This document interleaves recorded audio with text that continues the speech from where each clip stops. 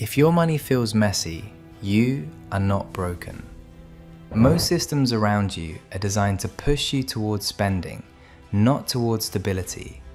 You get paid, you pay bills, you react to problems, and the year disappears.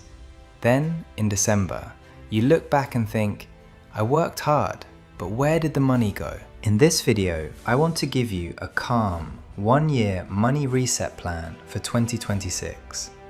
The goal is not perfection. The goal is to move from chaos to clarity, from stress to stability, and from just surviving with money to actually investing something for your future. We'll break the year into 4 simple phases: getting organized, building stability, starting to invest, and then optimizing. Before we start, one important note. This is education, not personal financial advice. I don't know your income, your country, or your obligations. You are responsible for your decisions and your risks. Use this plan as a framework and adapt the numbers and the speed to your own reality. Let's begin with phase 1. Organize and become brutally clear. This is the work for the first 1 to 3 months of the year. You can't reset what you refuse to see. In this phase, your job is not to be perfect. Your job is to know the truth. Start by listing your accounts: checking, savings, credit cards, loans, and any investment accounts you already have. Write down the balances, the interest rates, and the monthly payments. Then, map your monthly money flow. How much actually comes in after taxes? Where does it go each month? Use your bank statements from the last 2 or 3 months to see the patterns. Rent or mortgage, groceries, transport, subscriptions, eating out, debt payments, small random costs. This can feel uncomfortable, but this is the moment where you take back power. As long as your money is just a feeling, you will stay in the dark. Once it's on paper or in a simple spreadsheet, you see what's actually happening. You can highlight essential spending, non-essential spending, and any leaks that don't add much to your life. In this first phase, you also define your basic money priorities for the year. For example, you might say, my main goals in 2026 are to build a starter emergency fund, reduce my most painful debt, and start investing a small, automatic amount every month. You don't need 20 goals. You need a few that really matter. Phase 2 is build stability, your emergency buffer, and your most dangerous debts. This usually takes months 3 to 6, and sometimes longer depending on your situation. The idea here is simple. You want to be less fragile. When something goes wrong, you should not have to panic or swipe a card for every surprise. Start with a small emergency buffer goal that fits your life. Maybe $500, 1 month of basic expenses, or a number that feels meaningful but still realistic. This is not your final emergency fund. This is your first shield.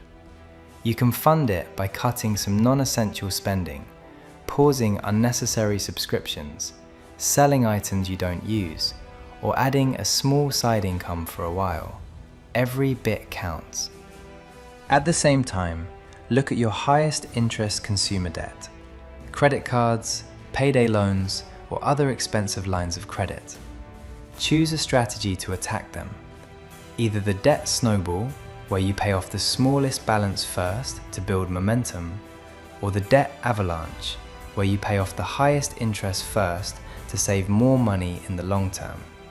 Pick one, commit, and do not add new consumer debt unless it is a life or death situation. During this phase, your lifestyle might feel tighter. That is normal. You are not punishing yourself. You are buying back your future.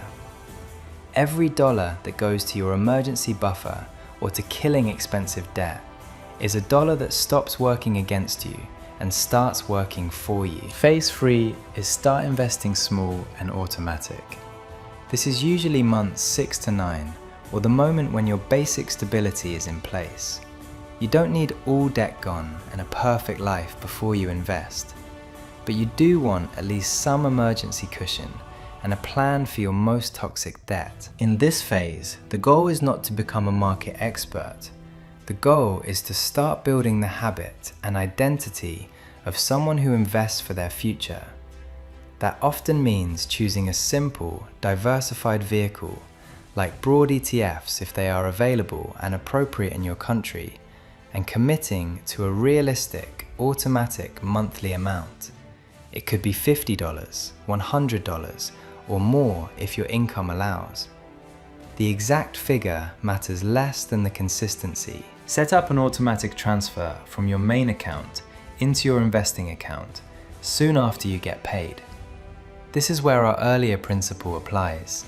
You pay your future self first, then build your lifestyle around what remains. If the amount feels too aggressive and you keep cancelling it, lower it to something you can actually sustain. It is better to invest smaller amounts consistently than to invest big amounts for 2 months and then give up. As you start investing, you also commit to a calmer behavior. You know that markets go up and down. You accept that your balance will move, sometimes sharply. Your job is not to react emotionally to every headline. Your job is to keep your contributions going, review your plan occasionally, and let time do its work. Phase 4 is optimize and automate your system. This is usually months 9 to 12 and beyond. At this point in the year, you have done more than most people ever do. You have your numbers organized, you have some emergency buffer, you have a plan for your worst debt, and you are investing at least a little each month. Now, you make the machine smoother and smarter. Start by reviewing your spending patterns with fresh eyes. Which expenses truly make your life better? Which ones are just habit?